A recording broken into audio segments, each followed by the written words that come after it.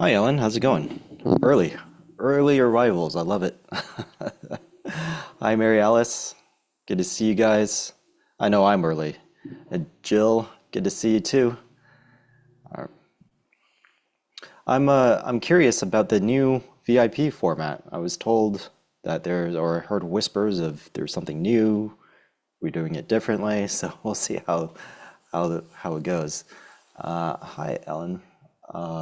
I'm doing well. I had a interesting and rough weekend, but I was away at a conference, and then my dad had an emergency, and then got into a car accident, and I was dealing with all of that. Then my daughter had a traumatic event happen to her at the same time. I was juggling all these things all at the same time, but we're through the thick of it. Everyone is doing okay, and everyone's on the upswing, so things are good. Thank you. Hi, iPhone. Jill, Raleigh should be joining us to moderate. Oh, okay. He moderates the VIP room? Is that, I wonder how that goes. Because generally it doesn't, Roger just keeps on talking. I'm interested. I'm interested to see how that works. It's better? Okay, great. Okay, that's good to hear. Yeah. What are you guys looking at in the markets?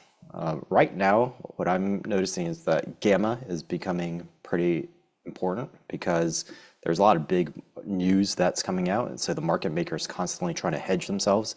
So gamma is becoming pretty important. I think Roger and I are going to talk a little bit about that. I think that's why I'm here today. We'll see.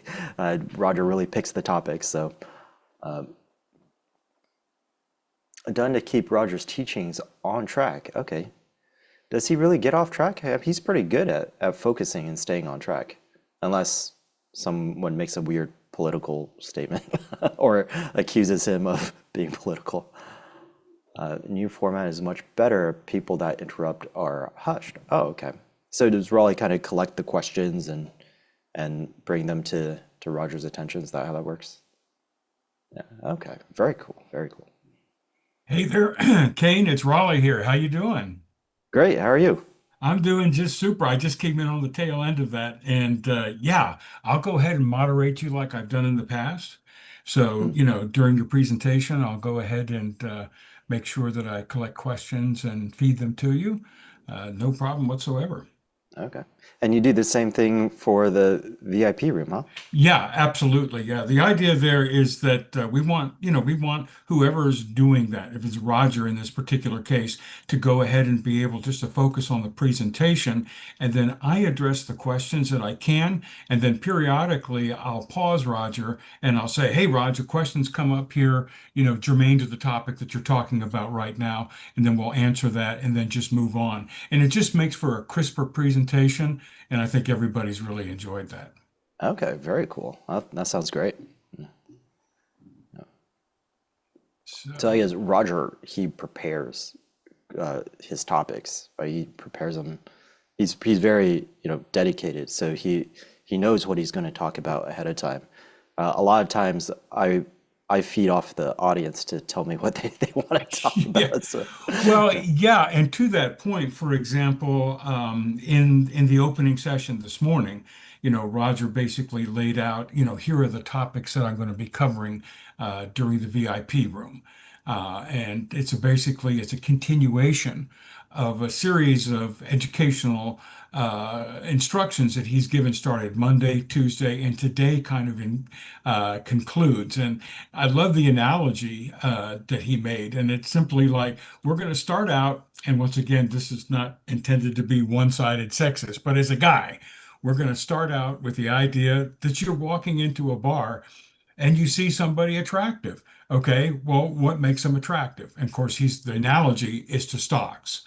Now, hmm, before you approach them, there's some information that you might want to know. Like, do they speak English? Do they do these kinds of things, etc.?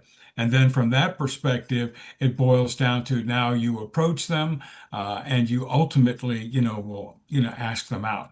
And so in his process, it starts with, I like to get a overall view of what the market is doing. because that all starts there. And then I want to take Absolutely. a look at the structure and things of that nature. Now I've put together a watch list and I've pared my watch list down.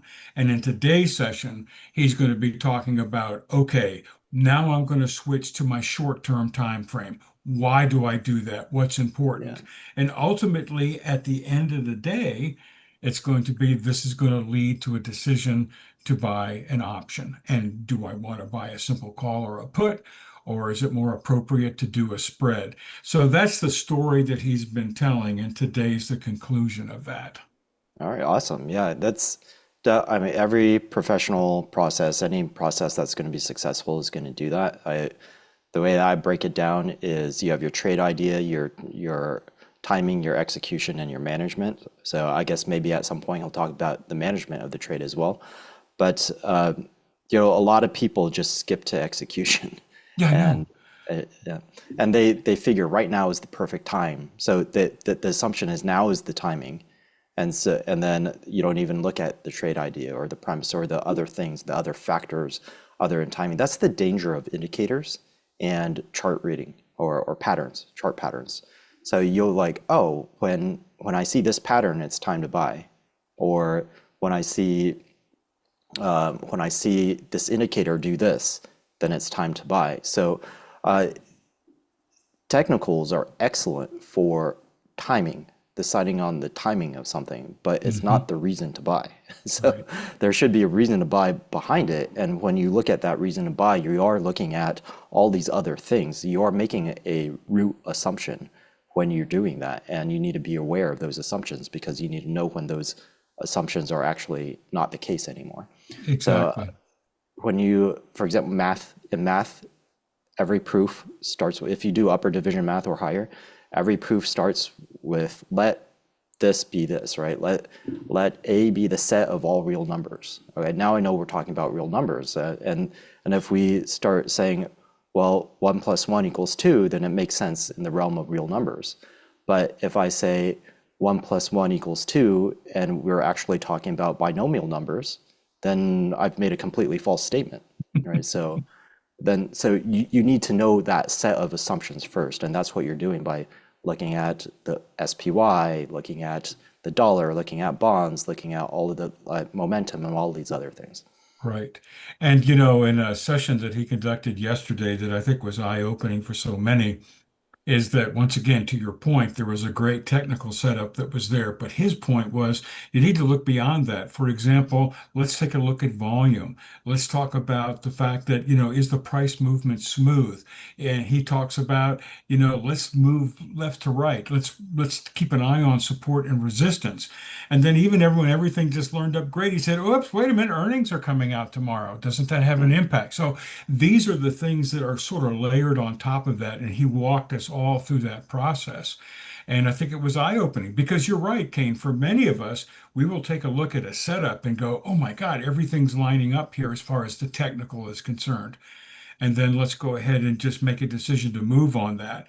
Roger's also big on telling people, look, don't start with the trade first. You need to understand what the broader market is doing. You've got it backwards if you do it that way. And Yeah. so, and he's very strong on that point, And so that's the kind of guidance, that he's been sharing with people, not only this week, but all along. But that's been the focus this week as he looks at, and specifically, he was sharing how he makes trades that are ultimately issued in the trading pit, which is, All right. Rogers, Yeah. it basically, we could rename it. This is how Roger trades the markets. These are his rules. This is, his discretions. This is what he has learned. These are the tools that he used. And so it's all around that. And, the reception has been huge. Now, I'm delighted to have you here with us, Kane, because you're going to be sharing, for example, also a very critical way at looking at opportunities that is rooted in your significant experience trading the markets. So we're gonna add a piece to or consideration to the mix when you're looking at that overall environment from the first step with the trade idea, the overall environment, to the timing and not so much the execution, but the timing. Right. Execution you get to pick on your own. Yeah. Right. Excellent. Well, we've got a great group of people in here. I mean, my gosh, look, they're coming in, they're piling in. It's nice to see everybody. I know like Roger likes to greet everybody personally, but I'm sitting here going like it would take me 10 minutes to go ahead and to share all that stuff. So before we get started, just a couple of quick things. I want to welcome everybody to the VIP trade room with Roger and Matt, and obviously Kane is with us today. And my name is Raleigh White. I'm coming to you live from Austin, Texas, and I'm going to be your moderator today. And in today's session, Roger's going to be covering some pretty critically important topics, including he's going to be focusing on when to move from the daily to the intraday time frame on his watch list. He's going to be looking at why, looking at the market at this stage is crucial when gauging the relationship between the market and the assets on a short-term basis. He's going to talk about the relative strength, short-term volume, key price areas on intraday charts, all of these things leading to the potential entry of a trade. He's also going to share how he uses his scanner on the ProTrader dashboard for confirmations. And he's also going to be talking about the last and most important step, which is selecting the right option, including when does a debit spread more appropriate, or when do simple calls or puts are the best. And then he's also going to ask some of the key questions, that have come up into his mailbag. Now, if you've got questions during Roger's presentation, during the VIP room, just put them in the chat window, and we're going to address them periodically throughout the session so as not to interfere with Roger's presentation. So post your questions in the chat. I'll collect those, and then periodically I will interrupt Roger and feed those questions to him. And that way we keep a good pace and we keep focus on the education. Now, a couple other things I want to share for you, for those of you that may have missed Roger's opening comments this morning. Now, these are pre-market comments, and we're at midday now, so some of this, is going to have been supported or maybe challenged. But coming into the market, Roger felt that the overall theme was going to be the focus on tariffs and their impact, the fact that there's kind of a slowdown in Fed data at this point in time, and then always critical earnings. So that's the overall theme. He expected that volatility was going to remain choppy and somewhat in a narrow, flat range. He is at this point in time kind of bearish on the tech sector, and he feels that the market is vulnerable just to the mega stocks. And that's a concern to him when a handful of mega stocks seem to be driving what's going on. So that is his overall comments. When looking at fundamental catalysts for the day, in his opinion, he felt the key things were the crude oil report, although he expected minimal impact from that unless there's a huge surprise there. As far as sectors are concerned, he's got his eye on the chips, networks, and consumer discretionary. In particularly, on the chip side, AMD and Sun Micro. On the network side, what's going on with ANET, and then consumer discretionary, we have McDonald's, Shopify, Disney, and Uber. He also noted that gold and tobacco stocks are trading at 52-week highs, and he has some thoughts around that. Now, the key thing about what he means by fundamental catalyst for the day, folks, as he's told you 100 times, this is essentially information that is known, but the market hasn't reacted to it yet. And so we're talking about pre-market things. As far as technical catalysts for the day are concerned, and looking at the SPY, he says, look, folks, it's stuck at the 8 EMA. It's kind of in a no man's land. It's non-directional. We just don't know if it's going to break out higher, if it's going to come back lower or whatnot, but it's just stuck sideways. The same could be said for the QQQ. It's chopping sideways, hugging the 8 EMA, and tech really isn't moving at all. On SMH, chopping sideways, actually below the 8 EMA, and it doesn't really look like it's close to any kind of a breakout. And as far as the Dow was concerned pre-market, it was moving above the E8 EMA, indicating that blue chips were actually moving, higher. So from that standpoint, once again, those are what we saw. On the small cap watch list, PHGE long above 0.75. Then there was, and I'm going to go ahead and post this in the chat so that you can see this information, but there were PHGE, CYRX, and XELB. I'm just going to go ahead and post this for you. so that you see this. Okay, so you have that there. The other thing that he noted about small caps, and I thought this was interesting, he said, guys, listen up. In small caps, the key is price action and volume. That's what Mhm. drives his selection process. Small caps are not market dependent, and there's really no RSI to take a look at because institutions are not interested in small caps whatsoever. And there was a good discussion around that. As far as, and lastly, folks, just as a reminder here, as far as the stocks that are on his watch list, I'm going to post that here for you as well. He starts out initially with a series of shorts and then a series of longs, and he walked us through each one of those to show us the charts that supported that. So once again, that's just a quick little summary and intro. I see we've got Matt there, buddy. How you doing? Man, you're rocking the blue today. I'm all blue today. It looks great. This was actually a shirt someone sent us in. It's Carlos, right? He did. That's right. Carlos. That's Yeah. right. Very cool emblem on the Oh, back that's too. great. Hey, Roger. How are you? I'm doing just super. Sean asked a question: are those current watch lists or morning? No, guys, I was just refreshing for everybody what Roger had indicated this morning coming into the market. Oh, Kane, This, how are you? I'm great. Yeah, how are you? Good to see you. Good to see you.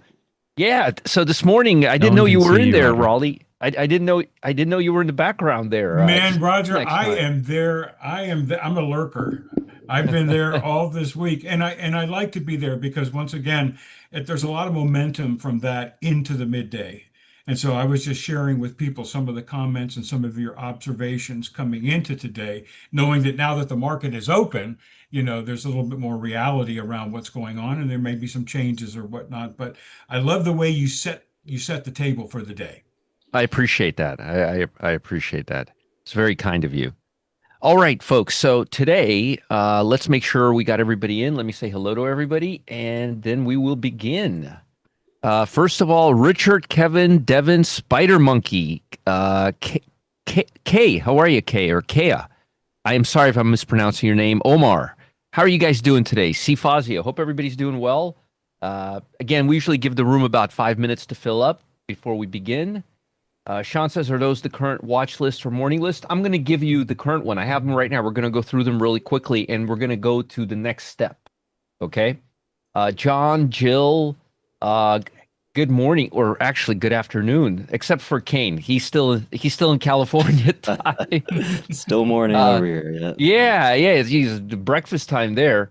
Ron, Sean, Katie, Bodine, Rock O'Neill, how are you? Omar, Matt, Mike, Stan, Steve, Glenn, how are you guys? Manuel, Genevieve. By the way, people have been saying the new format is really, really great. They're really happy with it, so I'm very happy to hear that. Thomas, Brendan, Peter, Jen, Greg, John, Blair, Marlo, Keong, Catherine. By the way, you guys can post publicly. Can you make sure that they can post publicly, Raleigh? Yeah, it sure should be there. I think. Because I'm seeing everybody post to host and panelists. Okay, let me I do got this. it. I think Matt's is the host, so Matt can Matt, change can the you chat. change it so It's they can? on. It's on? Yeah. Yep, Yeah, there we Oh, all go. right. there it Now is. let's All see right. posting people. Oh, okay. Yeah. Say, you post publicly. It's okay. We're not like doing a class right now. I mean, we're not doing a webinar right now. Say hello to each other. It's all good. It's all good. Jill, Rock, Glenn, Thomas, Christopher, Omar, Vladimir, Marina, Tammy, David, Jenner, Robert, Mark, Nathan, Bodine, Michael, Wade, John, Randy. Why didn't AMD make a short list? Because it's an earnings play. And usually I like to give a stock 1 or 2 days after earnings because you have too much volatility, and volatility works both ways. Also, it's overextended from the 8-day EMA. So you got a double whammy there. Does that make sense, John? Hopefully that answered. Joel, excuse me. Good question. Randy, John, Wade, Michael, Bodine, Nathan, Marky Mark, sorry, Robert. And if I missed your name, I apologize. I am not doing it on purpose. Hello, everybody. Lola, Gail, Jason says best AZP trade in 96 out of 355. Good for you. That's a whopper right there. That's a whopper right there. Somebody said Raleigh doesn't look too busy. There's nobody behind him in the exchange. I That's a don't good point. share, Roger. But I don't well, share well. I well, mean, when I'm well, here, well. See, I look at it totally differently. I'm thinking like this. Raleigh is so busy that he had to kick everybody out of there so he can focus and concentrate. See, I I got a hate whole those different view of the. distractions. I spin it differently. Anyways, we're just having some fun here, folks. All right. So I'm going to talk for about half an hour, 40 minutes or so, and then Kane is going to tell us about some really exciting stuff that he's doing. Does that sound fair? Does that sound kosher to everybody? Copacetic? All right. So let me turn on TC2000 here. It's a sensitive beast. I got to turn this thing on twice sometimes. And I'm not going to really focus on the questions. Now, Raleigh is great at answering the questions. If you guys have a question specifically for me or something that Raleigh has not answered, it's not because we're ignoring you. Email me. I have a perfectly good email address, and I'm not afraid to use it. Okay? So seriously, I usually, unless I'm here, I usually respond within, I don't know, or it's Sunday. I usually respond very, very fast, like instantly, or like, obviously I can't be in two places at one time. Okay. So today we're going to start off with, okay, I'm just going to kind of give you a little summary, and let me pull up my,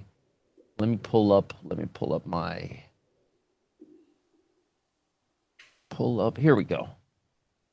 Right. This is the screener that we're going to be using. While I'm talking, I'll just kind of press the button and start, so it starts loading, okay?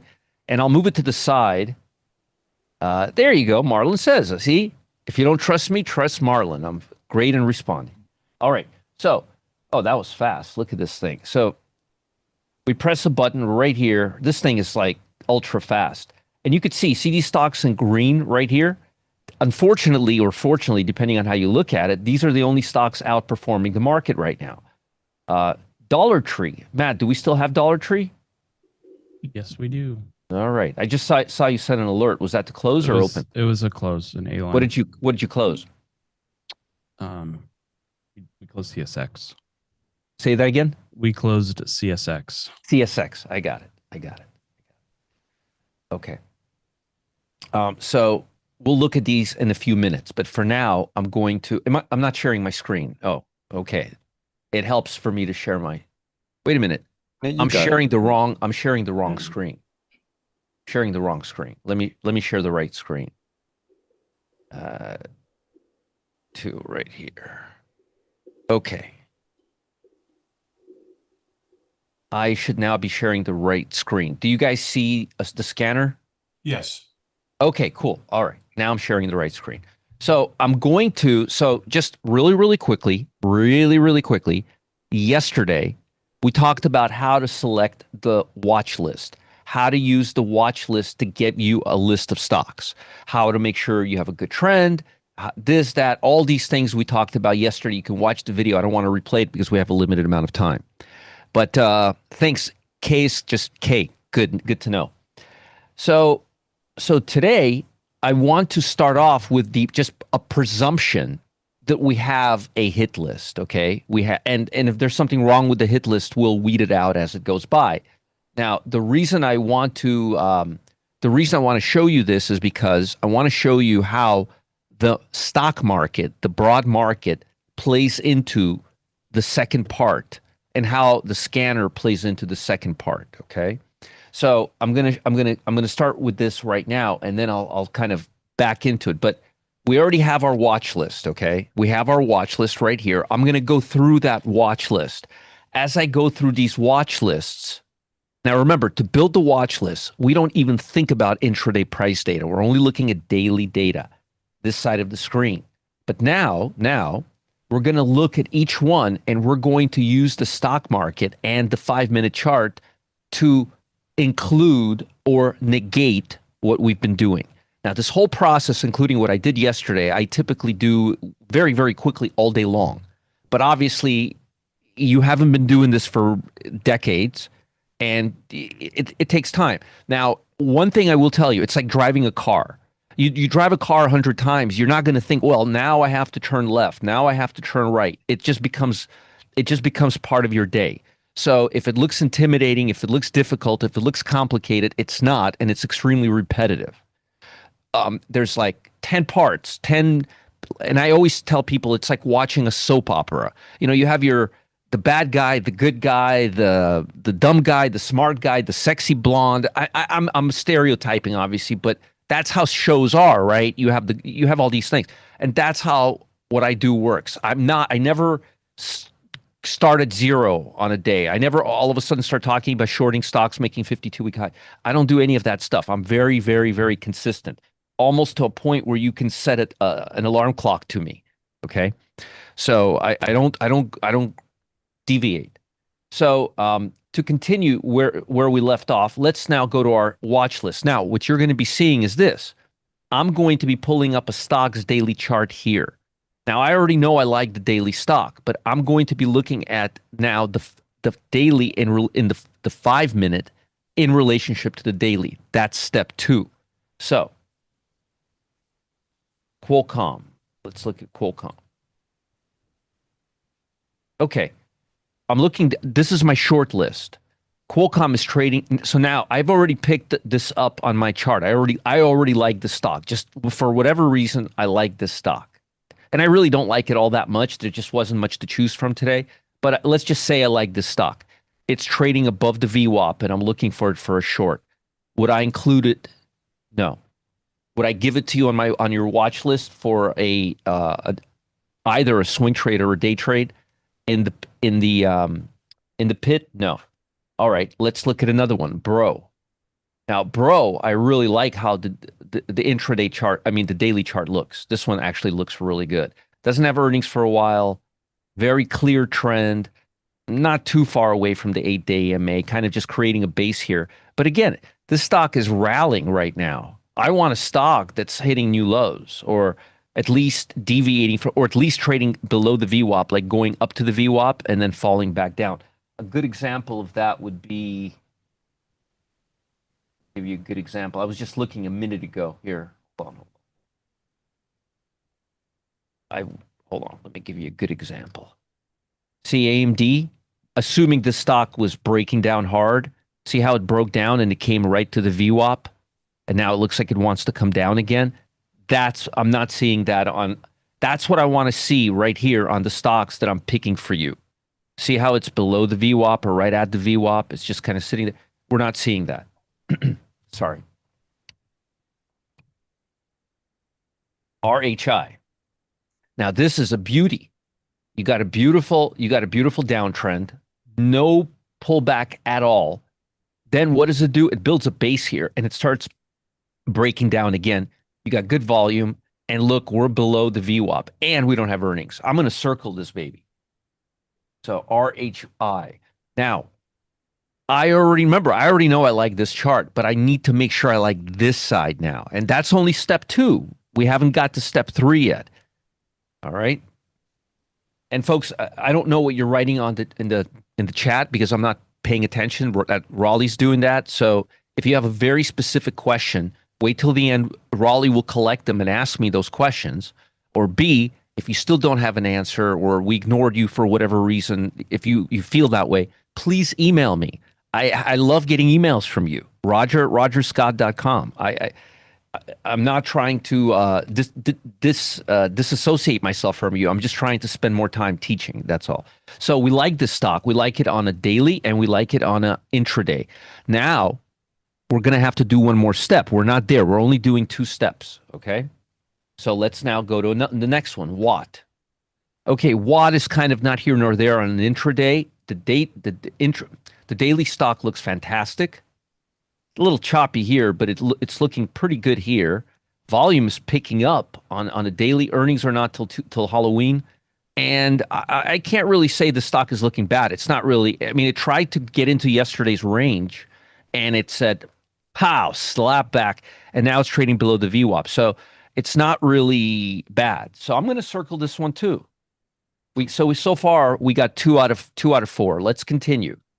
It's important because every stock will have a different quality, and I want to show you the step 2 on all of my watch lists. So yesterday we picked, if you're just coming in, we were just finding a good daily chart. Now We're seeing if it still looks good and if it looks good on an intraday.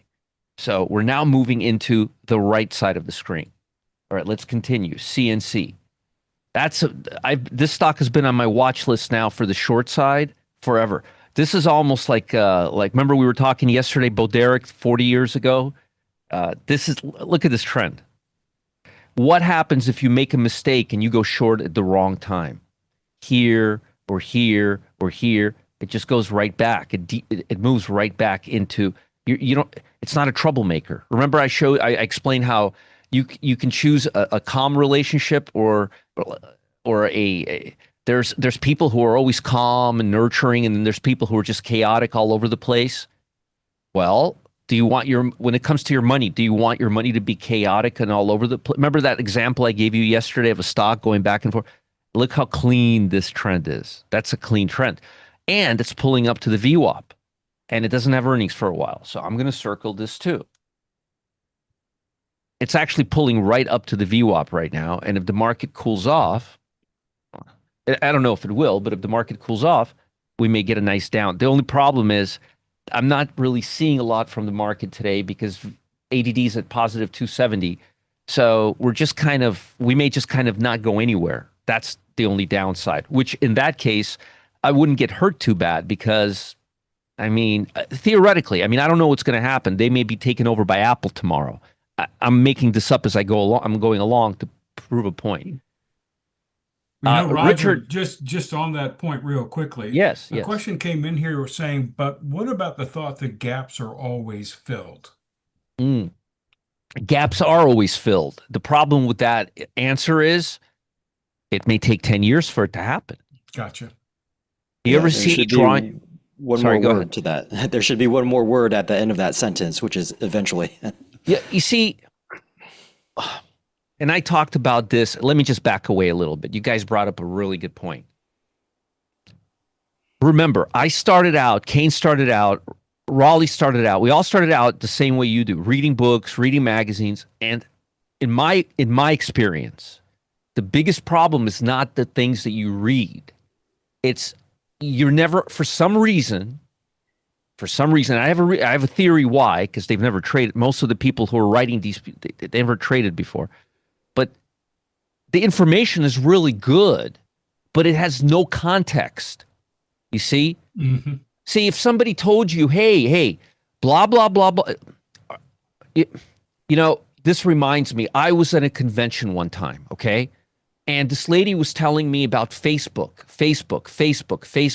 about this guy who's amazing at Facebook. But what she didn't tell me is what his specialty was. So, it's too little information is very, very dangerous. This is why when I talk to you, I'm very, very specific about the context, the space, what can go wrong. Yes, all gaps get filled eventually. See the problem with that? Mm-hmm. How do I know that? You ever see me draw those high volume lines? The white line off of the high volume lines? You ever see how far back I go? Trust me, you don't have to tell me. They get filled eventually, which is why my butt has to go far back to draw those lines. Because where do you think those lines form? In gaps. Remember we talked about high volume lines. So too little information is, or when somebody's telling you this strategy always works, it does.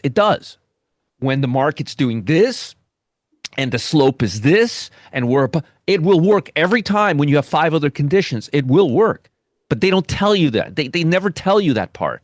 And that's why I'm doing what I'm doing. Remember I always tell you I'm only going to teach you the 5% that moves the needle. That's what I'm talking about. Because information is a very dangerous thing when it comes to trading. One word can change everything. Just like in math. Do an equation and then change one number and it all falls apart.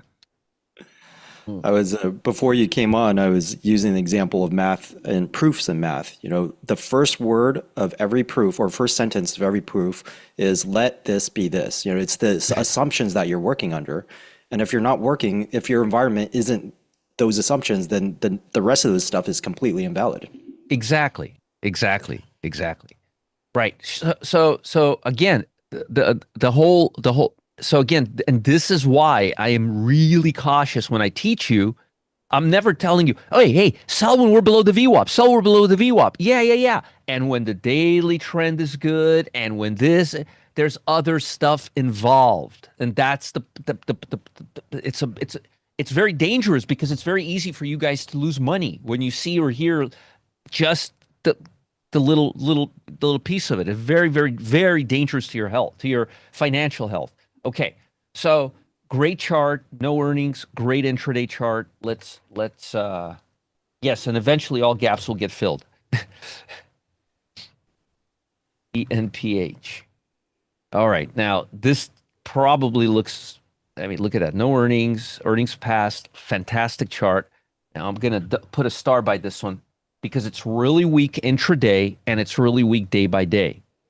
So I'm going to put a star by it, and then I'm going to give you a preview before we're done today with step 3, because step 3 is very important. See, we did step 1, now we're doing step 2, and then we're going to do step 3. Okay? The only problem here is it doesn't have a lot of volume, but boy, oh boy, it's got a nice trend, and these babies can move.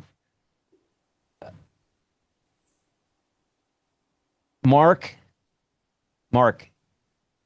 whether it's a stock or an option is step 5. We're at step 2 right now. Do you ever ask a girl to marry you before you know if she speaks your language? Well, there you go. Most people don't. Okay, let's continue with step 2. So we really like the stock. So now I'm going to set a VWAP here. And when I get the alert on the VWAP, crossing down. Oops, what am I doing? Crossing down. There we go. One day, just one day. And then step 3 happens after the alert goes string. Okay? So that's the only thing we need to do right now because we haven't got to step 3 yet, so I can't really show you that. So let's continue. You could do these steps on any platform you want, pretty much. Molina Healthcare, look at this trend. And look how it's making a low and it's just kind of sitting there. Problem is it's above the VWAP today. So we're going to skip it for today, for today. Let's continue. I find that there's nothing better than me doing these type of examples because it really helps you to get inside my head. And that's exactly where I want you to be. Now look at this. What's the first thing we notice about the stock? Look how well it respects the 50-day moving average. It doesn't respect the 8-day. It doesn't respect the 15. So if we're swing trading the stock, we're definitely not going to be doing anything here. But if we're day trading the stock, it may be a good thing. That would be the first thing I would notice. Look how well it respects the 50-day here. Every time. Selling off really, really well. Nice intraday chart. No problem there. No earnings for a while. We'll leave it on our list. So we got rid of 1, 2, 3, 4. Excuse me. We got rid of 3. We like 1, 2, 3, 4. We really like end phase. I got a star by it. And now we're going to do the same thing to the long side. Once I'm done with this list, I'm going to go through this list in about 5 minutes. This is my actual list, by the way. Yep. This is my actual list. This is not a. This is not my. This is not like some hypothetical. This is really my list right now. So let me finish the list. Okay, finish the list, and then I'm going to take you to step 3. Okay. All right. Walmart. Man, look at this thing. Nice breakout from here. Matt, I still have it in my retirement account. Hey, look, it eventually filled the gap too. So Walmart is definitely on my list. Beautiful. Look at the VWAP. Look where Walmart is. Okay, let's circle that. Newmont is on my list. Newmont, when you have a gold stock making a 52-week high and cigarette stocks making a 52-week high, it's not the best idea. It's a little overextended from the 8-day, but I like it. I'll keep it on my list. Okay. Net. Net looking really good. Earnings are not coming up. It's a little choppy. Volume's okay.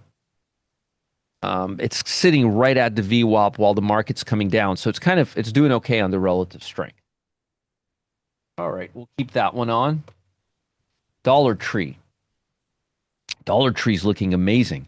It's breaking out. It's looking great on the VWAP. We're definitely going to leave that one on. Actually, we already have Dollar Tree, so we have it, but I'll talk about it anyway. LHX. I like LHX. These are all the stocks that I handpicked right before we came here. We're going to leave this on our list.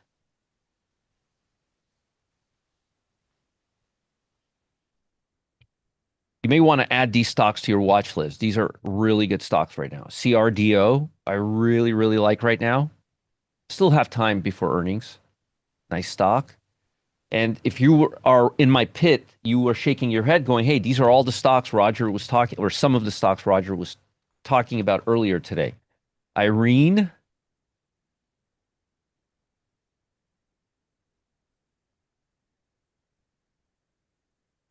Almost there. Almost. Not yet. And it's definitely not a stock this is a longer term stock. Kaz, Raleigh will give you a link for that. COHR. Nice stock, but below the VWAP, so we're going to exclude it. And CN, nice stock above the VWAP. Let's see if we have a nice. Very nice. I like CN. Okay, so we got some good stocks. Okay, great. So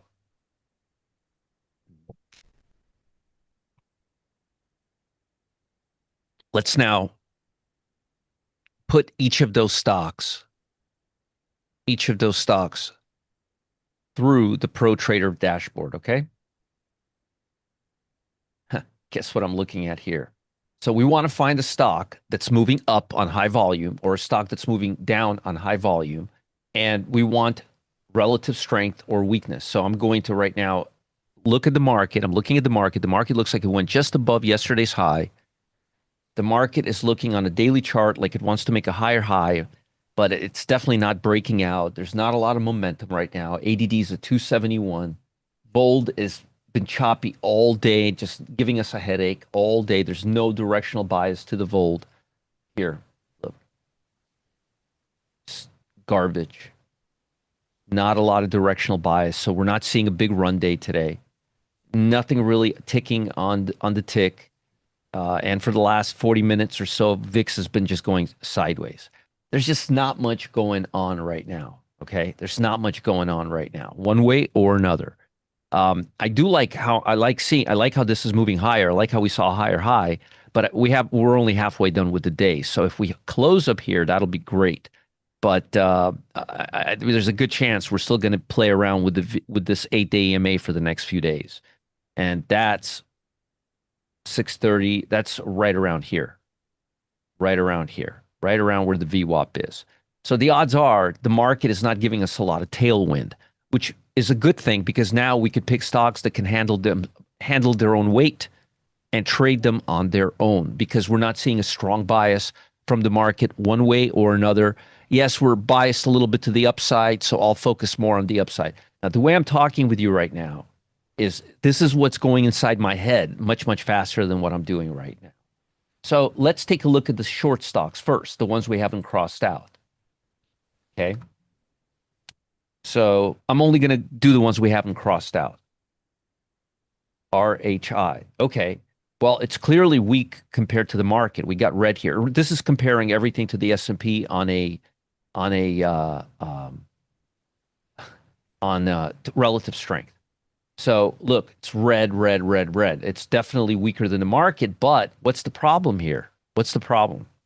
The problem is, and we're below the VWAP. This is intraday now. We're now well into that. We have no volume. There's no volume. Volume is 394. What does that mean? Well, one thing it means is we're going to have a problem with an option. See how all of a sudden the word option kind of crept in? We didn't wake up this morning and say, hey, I think I want to buy an option on RHI. The option will find us. It's an afterthought. See, once you decide what show you want to watch, Then you decide what car service you want to take to it. You can't decide what car service you're going to take if you haven't figured out where you're going to go. Okay. So a lot of you do that in the opposite direction for some reason. Do you take profit, Matt? Yep. Good man. Good man. All right. Matt took a profit on the day trade and in the trading zone live, which is good. So we're going to cross out RHI. Remember I said we need a stock that could stand on its own? Let's see. End phase. Look at that. That one, just to show you a comparison. RHI had 20% volume. This is taking its average daily volume. And this has, Enphase has 43%. So volume may not be high, but it's not like 20%, right? And, we're about halfway done with the day. We're at 43%. Not too bad. I mean, is this high volume? No. Would I like volume to be higher? Yes. But one thing I don't like is relative strength is moving away. It's getting it. I want relative strength to go down, to continue moving down. This is a short potential, right? Relative strength is moving the other way. That looks to me like a bottoming pattern, not like a stock that wants to continue going down. Okay, and volume here you could see right here. Volume is going down throughout the day. See, the Pro Trader dashboard gives you all of that. Okay. All right. So we're going to cross it out. See how once we started looking at it in our third part, so let's now look at Dava. All right, same problem. Relative strength is coming up. Volume is right in between the other stocks. We have relative weakness, no problem, but we have no volume. I mean, we do have a little volume coming in right now. We do have a little volume coming in, but I don't like this. I want a stock to continue weakening. This to me looks like it wants to go back into the range. So I would be very, very cautious. But let's see, volume 211,000. The options are going to be very unspready. So forget it. We don't have any amazing shorts today. See how we excluded the shorts? Now let's look at the long list, shall we? Remember, we're just hunting. And if I saw a huge market rally, I wouldn't even be looking at the short list. The only reason I'm looking at the short list is because I'm seeing the market, and I'm seeing that the market's kind of sitting around the 8-day EMA right here. And it's a good chance it can come down all the way here. And if it does come here, it would only be at the average price volume for the day. This is a little too much too fast, especially in light of the fact that you only have 277 on ADD. Again, you see how I'm doing everything together? I'm not looking at anything separately. Very important. Okay, let's continue. Let me just put this back. Is this helpful to you guys? Is me going through this exercise helpful to you? I don't think I've ever done this part before like Yeah, that. absolutely, Roger. All right. Good. All right. Good. All right, so let's do the long side. Walmart is looking great. Relative strength looked like it was leaving the stock, and now looks like it's coming back in it. That's great. Just got a buy signal too right here. I like Walmart. Now look at volume, 73%. 73%. I'm not sure why this is not showing, but that's reasonably high volume. And you're not going to have a problem with an option here. Okay, so we got relative strength on every time period. This is not, I guess it's not sensitive enough, or volume has been high lately on Walmart, or actually very low on Walmart. But it's halfway done the day. We're already at 73%. That's highest we've seen, and that's good volume. And options are not going to be an issue. And I'm cheating. I'm not looking at options, but I know that Walmart option is not going to be a problem because I've been doing this forever. So we're going to put a star by Walmart. That's pretty good. Let's continue. Newmont, these are actual stocks that I'm looking at, okay? Okay. Newmont, 35%, not really great. And I'm not really sure the market is that bearish, because usually when gold goes up, Relative strength is starting to decline. I don't really see a need to buy this now. And also, I remember, correct me if I'm wrong, it was a little deviated from the 8-day EMA. So there's a couple of reasons why. Okay, so we're gonna cross this out. Net. All right. Net has got weak relative strength to the market. It's got weak. It's not even that strong compared to the market. It's got low volume. There's no reason to engage with this stock. You could see momentum is yellow. There's really no reason to engage with this stock. So let's get net out of there. Let's look at Dollar Tree. Wow. Woo, look at this baby. Volume is low. Volume is low, but the price is fantastic. It's a little too deviated from the 8-day AMA. Other than the fact that volume is not really that high. But right now, you know what? The thing is, we are right now in the middle of August. So volume is not high across the board, but this is pretty low volume. So I would love the stock for a swing trade, but I probably would not day trade it. Because volume and swing trading and volume is not that big of a deal. But day trading, no. So let's put a little star by it and put swing, okay? All right, next one, LHS. Now, I know this may seem like monotonous and like we're doing the same thing over and over, but remember, I'm doing this throughout the day. So I'm not doing 30 stocks at once. I do a stock there, I send you a little note, I answer an email, I check another one, but this is the processes that I'm doing as the day goes on. Let's continue. LHX. Losing strength the whole day.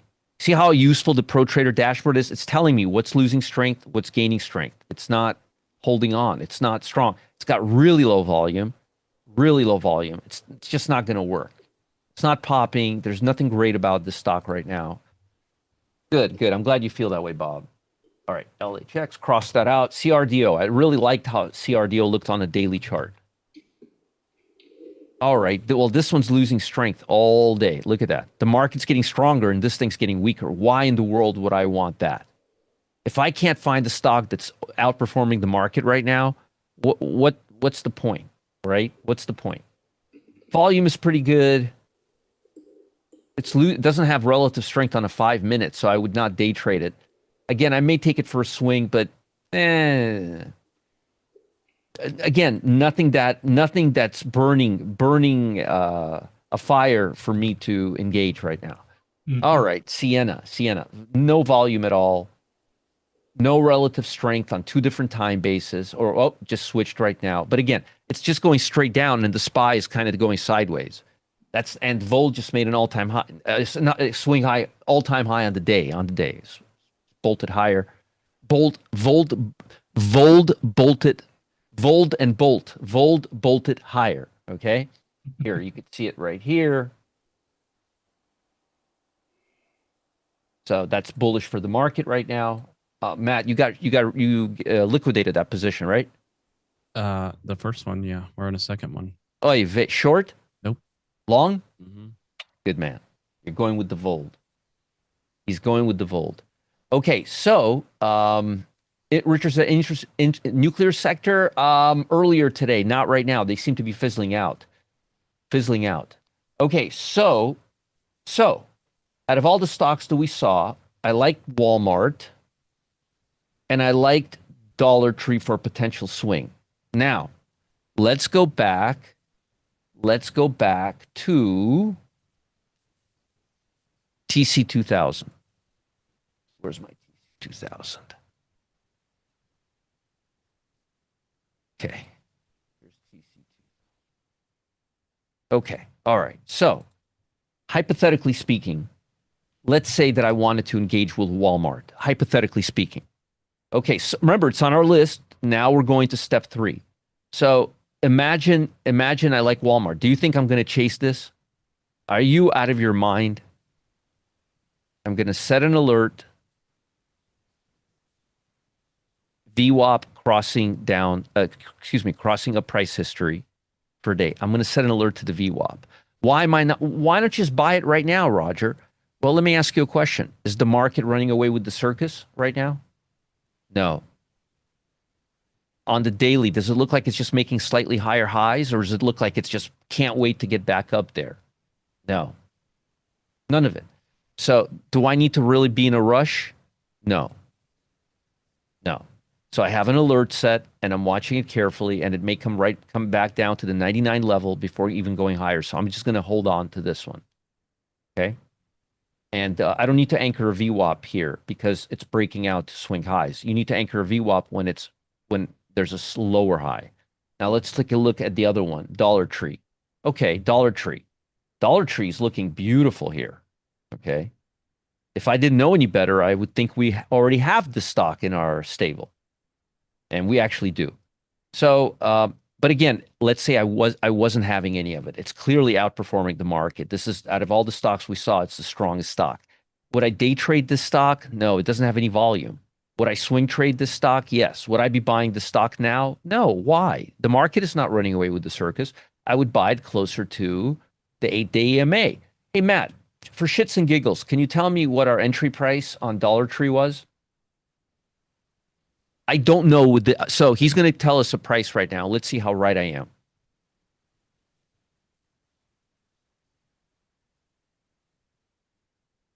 Robert says he's up 20% on his Dollar Tree position. On Dollar Tree, yeah. Yeah. 115.04. 115.04. Mm-hmm. Look where the 8-day EMA is yesterday. 114.65. And we got in. Say that again, Matt. 115.04. Right here. We got in right here yesterday. Right here. For a swing trade. Now, does Uncle Roger practice what he preaches? Every time. Every time. So I wouldn't want to do this first. So my point in doing this exercise for you, and we'll talk about options in just a minute. The point in doing this exercise for you is to show you how at every minute of the day, I'm not looking at these stocks in isolation. I'm looking at daily. I'm looking at the daily in comparison to the market. I'm looking at the daily in comparison to the 5-minute. I'm looking at the 5-minute comparing it to the VWAP. Do you understand? It's all in that. It all comes together. Remember what I said? You're always looking at the same stuff, but in different contexts. So I wanted to show you. Notice how many times I said during the last 42 minutes. How many times did I say, "Hey guys, we're now let's look at the market. Is the market running away with the circus? Is the market stronger than the stock? Is the stock stronger than the market?" You know, every time I did this, that's me comparing the stock to the stock market, right? That's relative strength, compare here. So every time I did this, I'm comparing the stock to the market. Every time I did this right here, I'm comparing the stock to the market. Okay? To the market. So notice every time I'm looking at this. Now, if I was over here, I'd probably be looking at profit targets for my swings across the board, right? Mm-hmm. This is the 1.5 DV. I would probably, if this was here, I'd probably be saying, "Hey guys, I probably would not be buying anything for a little while." So my point in doing this exercise for you is, I'm hoping that this analysis helps you understand the process and get inside my head. And then, so tomorrow, we're going to switch topics for right now, but tomorrow I'm going to explain to you how the scanner comes in, where the scanner comes into this equation, and we'll talk about options. That's what we're going to talk about tomorrow. But right now, Kane's got some exciting stuff that he wants to share with us. Now, Kane, before we get started, and Matt, And also, can you? I just want to interject a comment here, Roger, because this is what was so profound to me about this. Right now, as you said, we've got a very sideways moving market. You're taking a look at opportunities to trade. So you got a room full of people, we've got loaded guns, okay? And we're ready to shoot. The thing that impressed me here was that along the way, there's a temptation to start rationalizing what you're seeing. Okay. So in other words, you've got a fixed set of criteria, but nothing's really lining up and you're going like, and I'm talking about myself. Well, this one doesn't look too bad. Maybe I should take a swing at this one.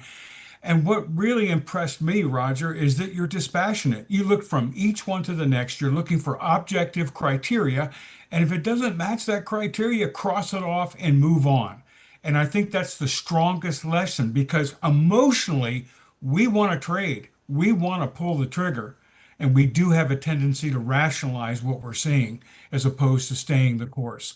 I just wanted to interject that because that one Yeah. was most impressive to me.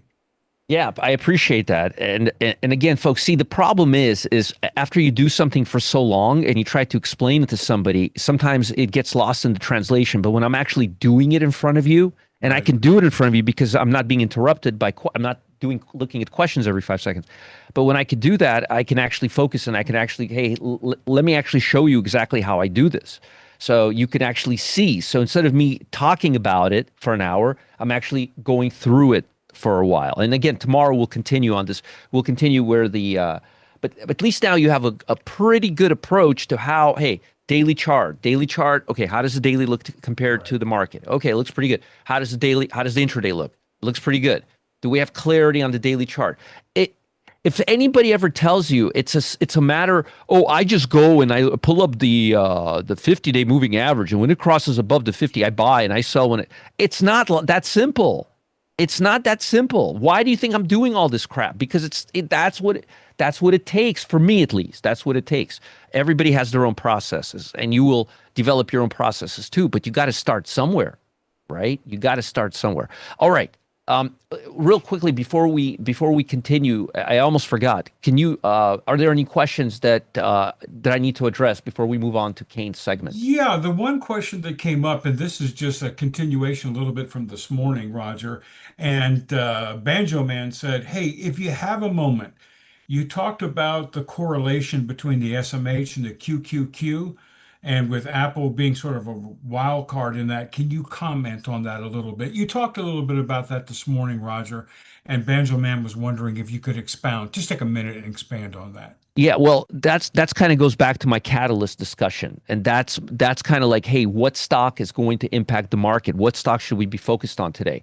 What stock is the red herring? Like today, AMD's the red herring. Okay, Apple's really not the red herring today. It's not really doing anything crazy. It's not really moving that much. But if Apple is on the move, I would be looking at mega caps, and I am looking actually at mega caps right here all day long to see how strong the mega caps are in comparison to everything else. And one of the things I look at is the RSP versus mega caps, because that's going to tell me if the broad market or the mega caps, or sometimes both or neither, are controlling the shots. So notice on every one of these, I have my relative strength analyzer on every one of these. I have it. So I could see real quickly within like a second, okay, the S&P is stronger than the QQQ right now. This is green. Oh, the S&P is stronger than SMH. Oh, the S&P is stronger than the strip market. Oh, I could see why, because the mags are strong. Okay, so you could look at this instantly and see exactly why something is happening. So that's why. Okay. Now, when I say Apple, I'm not seeing it as being a major. I'm not seeing it as being a major catalyst this morning when I was talking. That's what I'm trying to say. It wasn't Right. on my list, but it's definitely helping. It's definitely helping the mega caps right now. Yes. Yes. So lastly, before we just move on, several people are wondering where they can get replays of this event. Folks, I'm posting that in the channel there. If you go to Roger's YouTube channel, you will see all the replays of not only the opening session that Roger holds every day, but all of the VIP sessions. So once again, you can find them there, and they're posted really quickly.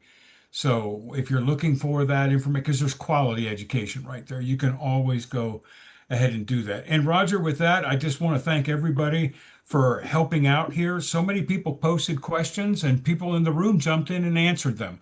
There was no need for us to get involved. We've got great people here. This is a wonderful community. And now I think we're looking forward to what Mr. Kane Shea is going to be sharing with us. All right. Matt, can you usher everybody and let them know in the next 5 minutes that we're going to be starting a class and that we need to make sure that everybody in YouTube moves into the Zoom session? Yep. Thank you, sir. And Kane, sorry, Yep. we took a little longer than I wanted to, but can you share with us, talk a little bit, tell us what's going on, tell us about the markets, tell us what you're seeing, talk to me. It's all good stuff. And one thing that I wanted to add on to what you guys were saying is a lot of people, they try to use a scanner. So basically they're trying to skip steps, right? They're trying to say, oh, there's a faster way to find something. Let me just program a scanner and scan for something. If you do that, and unless you have the discipline to go back and look at all of everything that Roger was showing you, then you're going to miss a lot of the context. And you're going to assume that the context is in place because maybe the scanner told you so. But and then it'll be very tempted to say, oh, well, this one, like Raleigh was saying, this looks okay. And then you start to kind of fit a square peg into a round hole and say it actually might work. So having a discipline to actually go through all the steps and do all the work and look through the entire context is a important point of difference that will make a difference in your performance. So one of the things that I look at when I'm looking for my context is gamma structure, gamma levels. This is something that I've been talking about for about a year or two now, where it's becoming more and more important in the markets.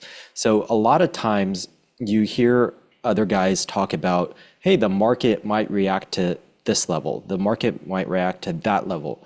And you might notice that they're always talking about really round numbers, like, oh, 6,500 on the S&P, SPX, the 6,000, 6,300. And on the SPY, it might be 640, 625. There are these really round, easy numbers. And a lot of times you hear them explain it, oh, that's psychology of the markets. That's psychology because, people like round numbers and that's why we react to round numbers.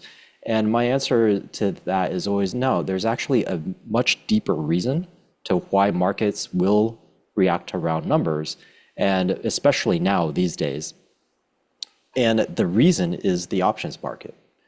We only get strikes at those even numbers. We don't get strikes at 631.27, right? We don't get strikes at Dow or at SPX at 6223.58, right? We don't get stuff like that. We get our option strikes at round numbers. And what we don't realize is that the options market is playing a bigger and bigger role inside the way that equities move, especially if they're large cap stocks, especially if they're S&P 500 stocks. So Kane, real quick question. Are you expecting to be showing a screen or are you just No, talking I'm going to be. Yeah, Roger's got it. So, I got it. Yep. Yeah. So if find a way.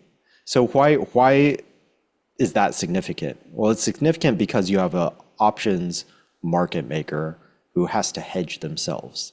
And if they have exposure at certain strikes, then they have to hedge themselves around those certain strikes. And because of their hedging activity, they could, if they have a large volume, if they're forced to hedge themselves quite a bit, they start pushing around that underlying stock because they are buying or selling the underlying stock in order to hedge themselves. So this is becoming a much bigger force and much more important force in the markets. And if you have a way of actually seeing and visualizing that, then it gives you an advantage. It's another tool to add to the toolbox that Roger's been telling everyone about in finding the context of the markets. Exactly, which is very, very cool. So folks, we're going to do this, Matt.